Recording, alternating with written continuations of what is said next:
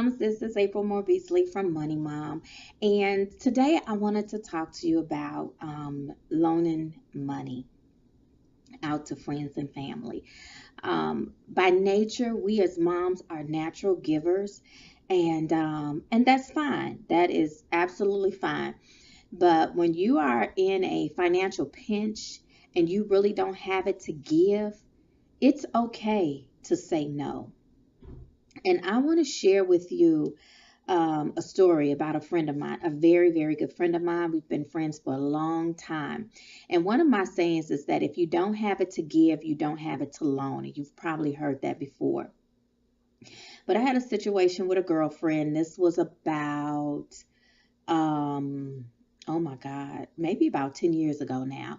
Um, And what happened is that she called and she asked me for a loan. And I trust her. We have been friends for a long time. And the first loan she asked me for, I think, was like $300. And so um, she made it clear. She was like, she got some money. She lost it. As soon as she get paid, she will pay me back. And I was like, okay. So I gave her the loan. And sure enough, like within that week, whenever she got paid, she gave it right back to me. And I trusted her for that. That is a person that I do trust. And so shortly thereafter, maybe a month or a little more than a month later, she called to me again for another loan. But this time it was for $1,500. So yeah. Um, So I instantly go into financial mode. So we're having this conversation. She's at work, I'm at work. And I instantly go in and say, okay, you want $1,500 from me. And she wanted me to put it on my credit card and she would pay off my credit card. And I'm like, I understand and I get it, but there is a bigger issue there. One, I don't have $1,500 to give you. That I cannot give you. Like the $300, if if she wasn't able to give it back, it wouldn't have broken up our friendship. I could have forgave that. $1,500, not so much. So I started asking her how much. Mind you, I am a single mom at this time, and she is married. I'm single with a child, and I'm not working a permanent job. And she is married, and her with child, and her husband are both working. And so I started asking her, how much do you get paid every 2 weeks? How much does your husband get paid? And she's like, I don't know. No, no. How much is deposited into you all's checking account when that check comes in? I don't need to know the deductions. I need to know the final number. What is your rent? What is your car note? What's your light and gas bill? And so yeah, I went in. And her question to me was, are you trying to make me feel bad? And I said, no, but you're asking me to put $1,500 on my credit card, and I need to know what your financial situation is so I can assess if I'm going to be able to get this money back. And she understood. And so she continued to give me the numbers that I'm asking for. And so even though we hadn't finished all of what she owes, I clearly came to the conclusion in a short period of time that you have more going out than you have coming in, which to me tells me you're not going to be able to pay me this $1,500 back in a reasonable amount of time. Because if I'm giving you $1,500, I want $1,500 back. I don't need $25 here on my credit card, $25 there. I need my $1,500 back, and I need it back in lump sums. And so clearly we're in a situation where you're not going to be able to pay this back. So I told her, I'm like, I'm going to need you to talk to your husband. Now, to be real honest with you all, I was thinking that something was going on in her household that she couldn't talk to her husband. I'm just going to be for real. This is my friend, and I feel like you're not telling me everything if you're asking me for $1,500.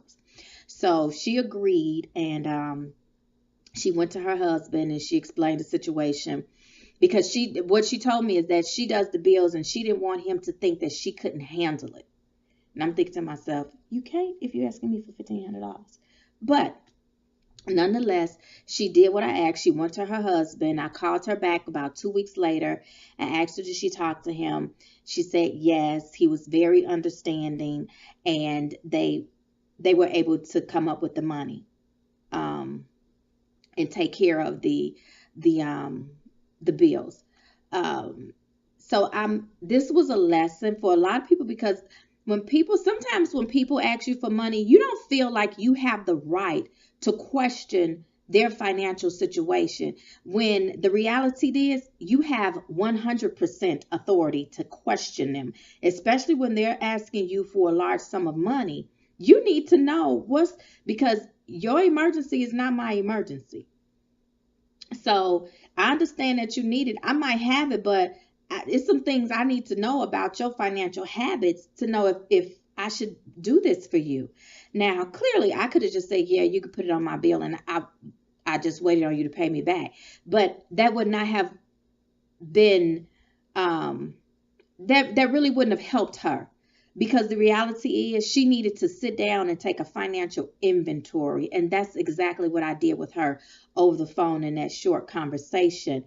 And for her to realize that it wasn't just a quick fix. You didn't need a quick fix, you needed a reevaluation.